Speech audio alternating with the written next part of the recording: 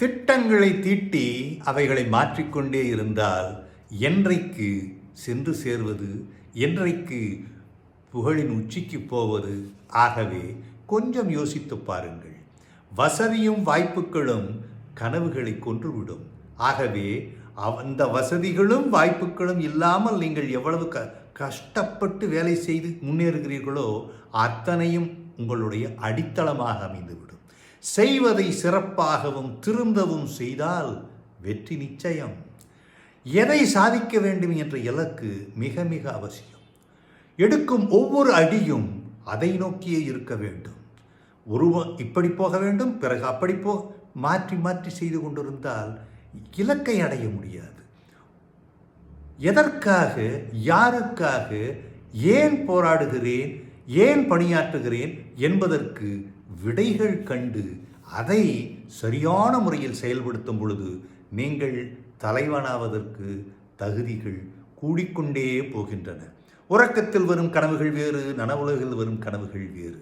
உறக்கத்தில் வரும் கனவுகள் காணாமல் போய்விடுகின்றன. நனவுலகில் பார்க்கும், அதாவது நனவுலகில் காணப்படும் கனவுகள் இப்படி இருந்தால் அப்படி இருந்தால், இதைத்தானே அந்த பெரியவர் சொன்னார், அப்துல் கலாம் ஐயா, கனவு காணுங்கள் என்று. அந்த கனவுகளை கண்டீர்கள் என்றால் நீங்கள் உங்கள் எல்லைக்கோட்டை வரையறுத்து எங்கு செல்ல வேண்டுமோ அங்கு செல்வதற்கு வாய்ப்புகள் மிக மிக அதிகம். அதாவது இந்த கூர்மை, என்ன சாதிக்கப் போகிறோம் என்ற கூர்மையோ அல்லது அந்த கனவுகளோ எல்லோரிடத்திலும் இல்லை. அதை நீங்கள் வளர்த்து கொள்ளும் பொழுது நீங்கள் ஒரு தனி பாணியில் செல்வீர்கள். அது எல்லோராலும் பார்க்கப்படும். இலக்கை அடைவதை எண்ணி மகிழ்ச்சி கொள்ள வேண்டுமே தவிர, ஆஹா இப்படி செய்தோம் போய்விட்டது என்று வருத்தப்படுவதில் எந்த விதமான பயனும் இல்லை.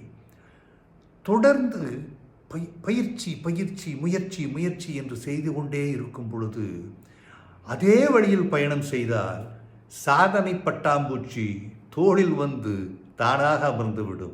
அதன் பிறகு திரும்பி பார்ப்போ நான் சாதனை செய்திருக்கிறேனா என்பதை கூட தெரியாமல் சாதிக்கும் அளவுக்கு உங்களை அது கூட்டிச் செல்லும். உடனிருப்பவர்கள் செயல்பாடுகள், எண்ணங்கள் ஆகியன வழிமாற்றம் காட்டும். அதை கண்டு ஏமாந்து விடக்கூடாது. வழிமாற்றம் காட்டும் செயல்கள் அல்லது அதை போன்ற உத்திகள் நமக்கு தேவையில்லை. அதை துடைத்து போட்டு விட வேண்டும்.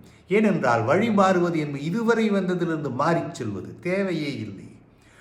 புத்திசாலிகள் இல்லை என்றால் இவ்வளவு தூரம் நினைவில்லாமல் பயணிக்கிறோமே என்று 2 மடங்கு அதை பற்றி கனவு கண்டு செய்வதற்கு நீங்கள் என்ன செய்ய வேண்டுமோ அதை செய்யுங்கள். தூரம்